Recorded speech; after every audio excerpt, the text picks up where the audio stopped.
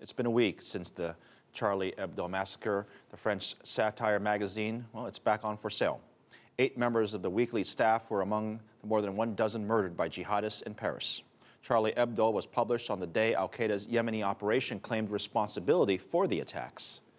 The special edition sold out fast, and its print run will almost be doubled. But Charlie Hebdo's long-term future depends on financial help. Owen Fairclough has this. In Paris, they arrived before the news vendor to get a copy of the most famous magazine in the world at the moment. So many people, this is fantastic. Charlie Hebdo usually sells fewer copies than any daily regional paper in France. But customers couldn't get hold of the commemorative edition fast enough. I've got it. It's an historic issue, and it may regenerate the magazine.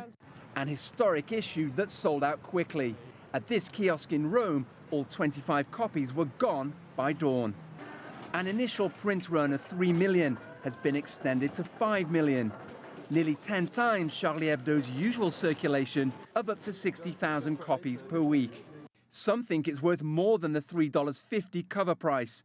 One UK edition went for $144,000 on eBay. And the interest is global. Here at Washington's museum dedicated to global media, the Charlie Hebdo front page is on prominent display. And yet news vendors in the city specializing in international media have told me they're unlikely to get physical copies of the magazine to sell for another week. But not everyone on this side of the Atlantic shares the fervor. Would you buy a copy if you could? Potentially. I mean, I'm not.